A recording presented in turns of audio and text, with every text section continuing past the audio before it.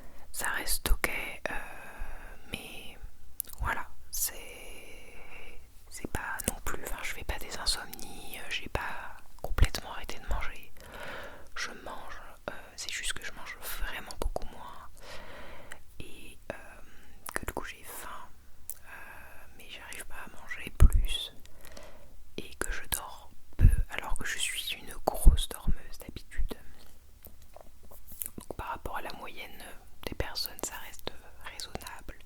En termes de sommeil, je suis pas en énorme déficit de sommeil, mais je dors moins que d'habitude et donc je suis plus fatiguée. Plus fatiguée, je mange moins. Résultat, je suis faible la journée, mais très faible. Donc j'ai des baisses de tension.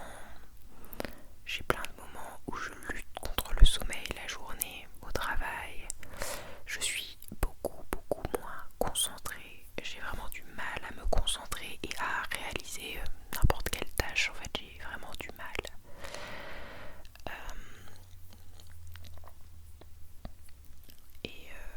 Et ouais, j'ai la tête qui tourne, je suis barbouillée, j'ai comme des vertiges, voilà, liés aux baisses de tension. Donc c'est pas très agréable. Les résultats, les 2 dernières semaines, là, je suis même pas allée au sport, à mon cours de boxe, parce que c'est hyper intense. Et je me sentais pas capable. Je me sentais pas capable d'y aller aussi faible.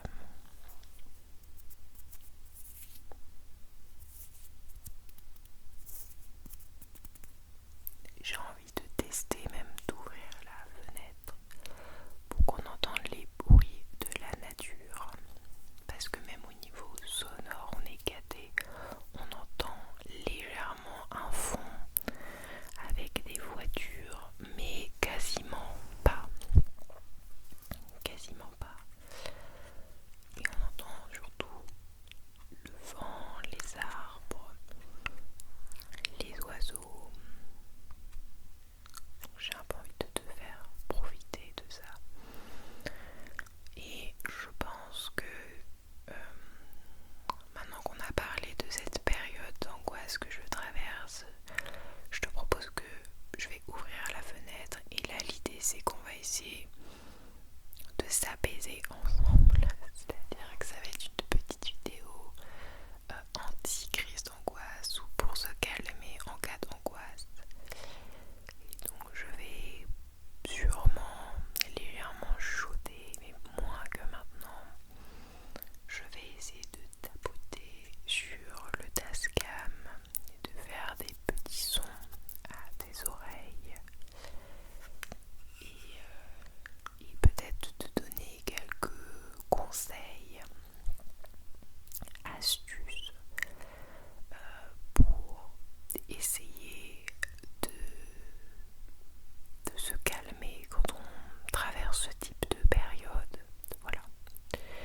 Et quoi faire, parce qu'il ne suffit pas que de se calmer, parfois il faut aussi résoudre les problèmes qui causent cette anxiété. C'est pas toujours facile, mais si voilà, ça fait partie des choses à faire, donc on va en parler aussi, de voir comment.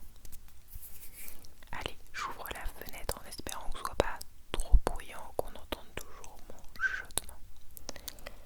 Et on va essayer de voir ensemble comment se détendre, s'apaiser.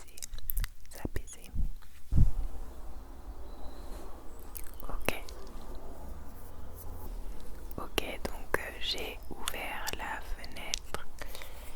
J'espère que ça va aller au niveau sonore. Si les bruits de fond comme ça t'aident à te relaxer, te détendre, eh bien je pourrais retourner ce type de vidéo plus tard. On va tapoter.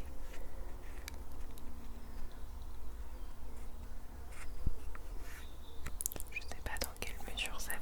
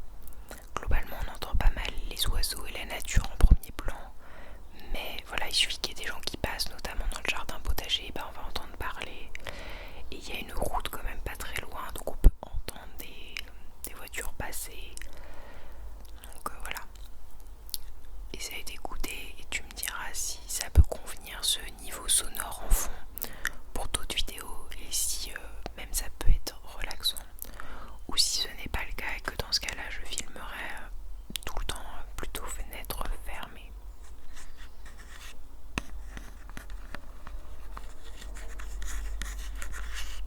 Après ça dépend des vents aussi. Il y a des fois où on entend beaucoup moins les bruits de la route que d'autres selon les vents, donc ça dépend aussi, mais bon, on va faire ce test là aujourd'hui comme ça.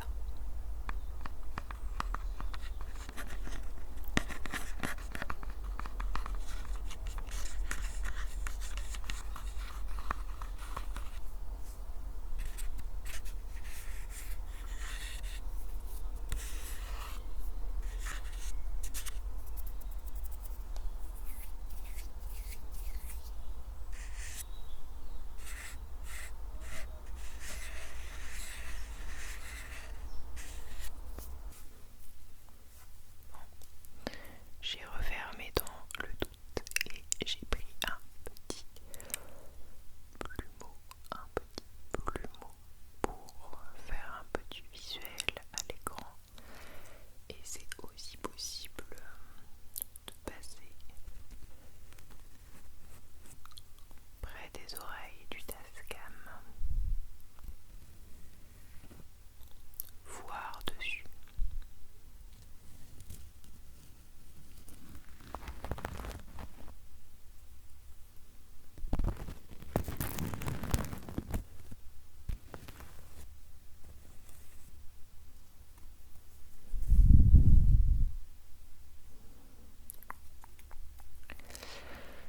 Alors, je vais essayer de te dire ce que je fais quand je suis angoissée. Bien sûr, ça ne sera pas adapté pour tout le monde, mais ce sont les astuces qui marchent bien pour moi. Peut-être que si tu en as d'autres en commentaire, tu peux les noter pour les autres, pour les personnes qui en auraient besoin. Je te remercie beaucoup. Pour ma part, première chose que j'essaye de faire, c'est que avant de me coucher, j'essaye de noter sur un cahier de brouillon. Ça peut être des notes sur mon téléphone portable. J'essaye de noter, parfois si je suis seule, ça peut être de parler à voix haute et de m'enregistrer, ou pas d'ailleurs, mais en tout cas de parler à voix haute et d'exprimer toutes les idées négatives ou les idées qui me préoccupent. Donc je vide un petit peu tout ce que j'ai en tête, et le but de faire ça, c'est d'éviter que ces pensées surgissent la nuit, parce que si tu leur as laissé de la place, que tu permets à tes émotions de s'exprimer, ça envoie comme message à ton cœur, à ton esprit, à ton corps, pardon, à ton esprit. Bon, ok, je ressens tout ça, mais j'ai écouté ce que mon corps avait à me dire. J'ai écouté. Et des fois, ça peut aider à calmer, parce que sinon ton corps il te réveille un petit peu en alerte, comme s'il y avait un danger en pleine nuit, avec une pensée extrêmement stressante ou avec un sujet qui te tracasse beaucoup. Alors que si tu l'as noté avant le coucher, ça décharge, ça défoule, et ça évite que tu y penses la nuit. Donc ça peut être un premier conseil. Ensuite, ce qui peut être bien, donc c'est dans la même veine, c'est qu'il faut vraiment un espace pour exprimer ses émotions. Et donc si tu es déprimé ou angoissé, stressé ou bien en colère, enfin en tout cas que tu as des émotions négatives, ça peut être de t'accorder un temps, mais tu fais en sorte que ce temps-là ne soit pas infini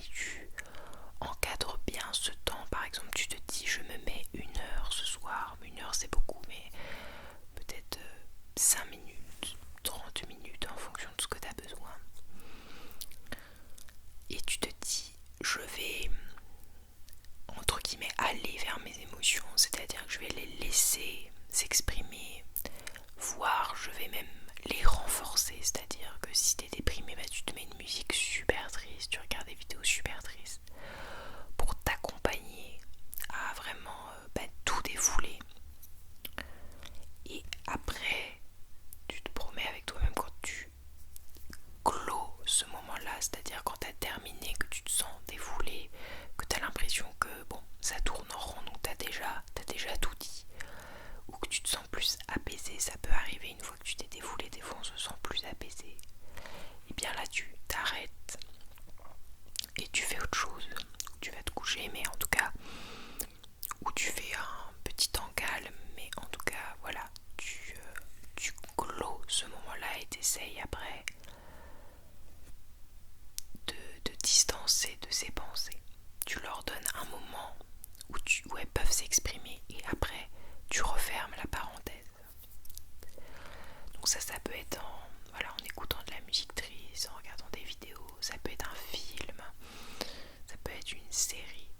Et donc voilà, après à toi de trouver les musiques ou les films qui te permettent d'exprimer ton émotion. Il y a des films ou des musiques qui sont parfaites quand on est en colère, d'autres plus adaptées quand on a de l'angoisse, d'autres plus adaptées quand on a de la peur. Voilà, tu peux te faire une petite liste de films à forte émotion, ou de musique, ou voilà, etc. Ou de vidéos.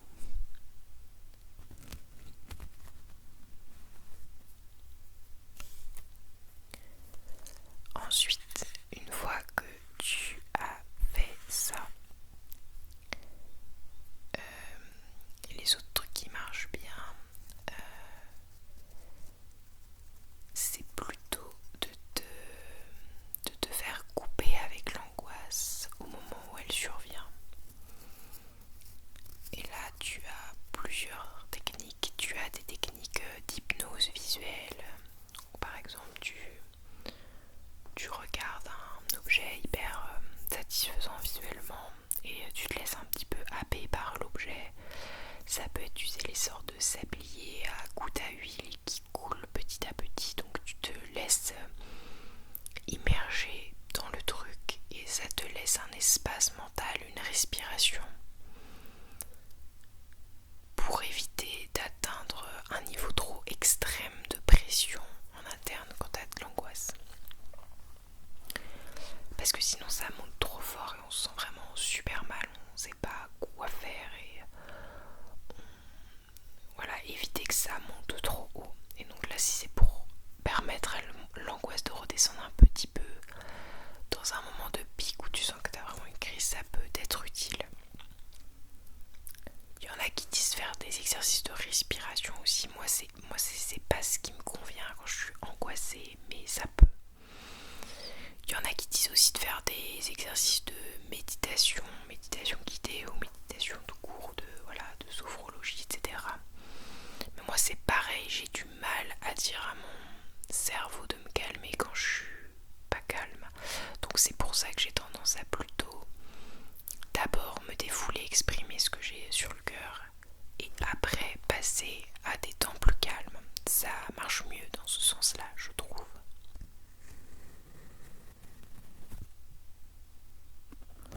Sinon t'es un peu en opposition avec ton corps, donc ça marche pas très bien. Lui il va pas bien, il angoisse et toi du coup tu recherches le calme alors que t'es précisément pas calme à ce moment-là. Donc défouler les émotions, mais ça peut être aussi via un sport, hein, je l'ai pas dit. Ça peut faire du bien et après plutôt les moments calmes. Ça peut être aller se balader en nature, c'est mieux. Alors dehors c'est pas mal, mais si t'as un espace de nature à côté de chez toi, c'est encore mieux. Et le fait de juste marcher, ça permet à l'esprit de penser à autre chose. Et puis juste le fait d'être à l'air frais, ça aide à respirer. Et puis d'être entouré de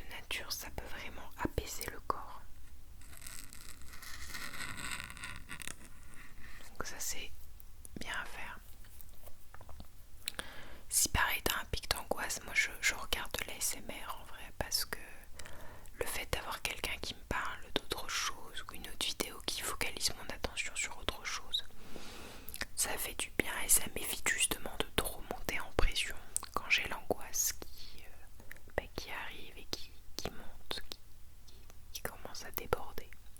Je mets une vidéo ASMR pour couper un peu ce mécanisme-là.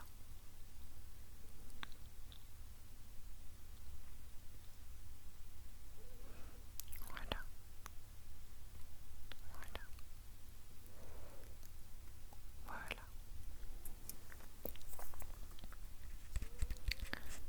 Ensuite, l'idéal évidemment, c'est de chercher à identifier la cause du mal-être et quelle solution tu peux y apporter. Je te conseille de pas d'abord commencer par te focaliser sur toi, mais d'abord sur qu'est-ce qui ne va pas peut-être dans l'environnement, dans tes relations, parce qu'en fait très souvent, des fois c'est nous qui n'allons pas bien et c'est dans la tête. Mais la plupart du temps quand on va pas bien, c'est qu'il y a quand même quelque chose dans l'environnement, au travail, à l'école,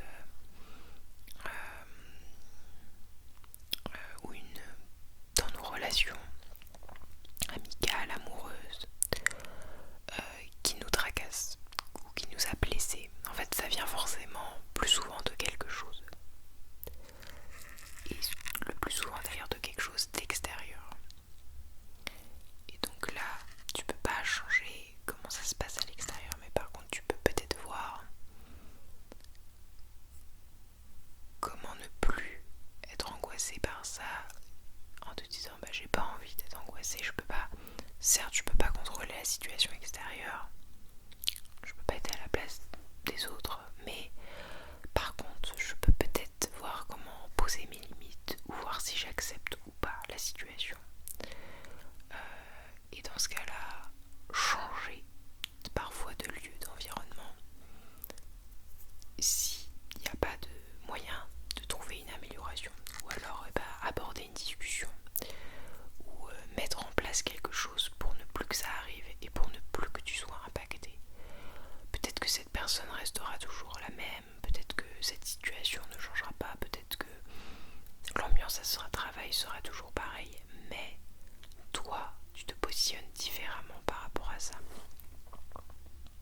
Donc ça peut aider, Et évidemment, aller voir un ou une psy ou thérapeute pour t'aider peut être très judicieux. Et à défaut, en parler à d'autres personnes, à des proches de confiance, ça peut faire beaucoup de bien, de se sentir soutenu.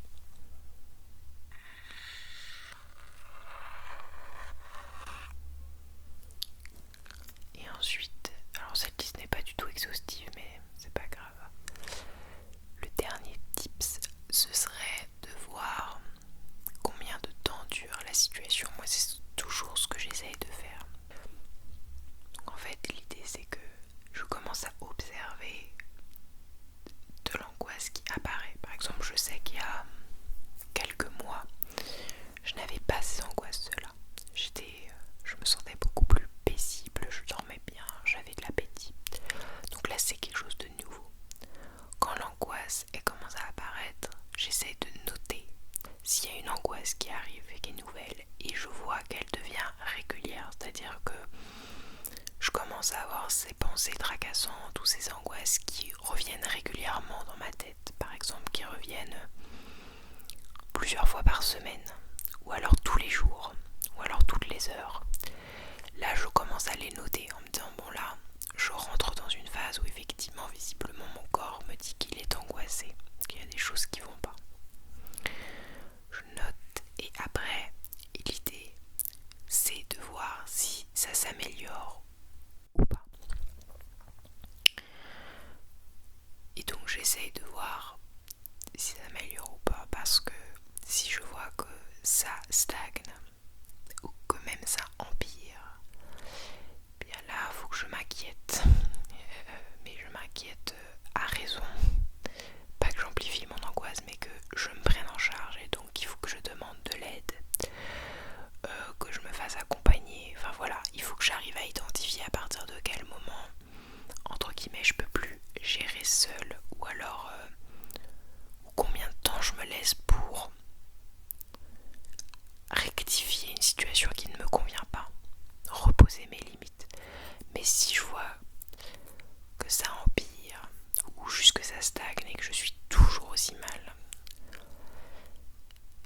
ça dure, ça commence à durer dans le temps. Après, ça doit te voir combien de temps tu te dis qu'il faut que ça dure, mais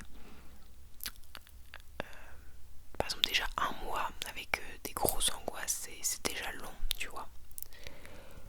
Mais parfois ça peut mettre beaucoup plus longtemps, ça peut être des phases beaucoup plus longues de 6 mois, 1 an avant que ça passe, voire beaucoup plus. Mais en gros, à toi de voir en fonction de ce que tu as l'habitude d'expérimenter, de vivre. Moi je commence à me dire, ok, bon là c'est pas normal, les angoisses elles durent. Donc là, je me dis que je vais observer, voir si ça s'améliore dans les prochains temps. Si je vois une amélioration, c'est bon signe, ça veut dire que petit à petit le temps va faire son affaire et que l'angoisse va partir petit à petit. Mais si je vois que ça stagne ou que ça augmente, eh bien je n'ai pas envie que mon corps subisse ça, mon mental, trop longtemps. Donc je vois comment je peux trouver une solution, mais peut-être plus radicale pour cesser ça. Voilà, donc je te conseille de peut-être d'être au plus proche de toi et de t'observer au maximum pour réagir le plus justement possible.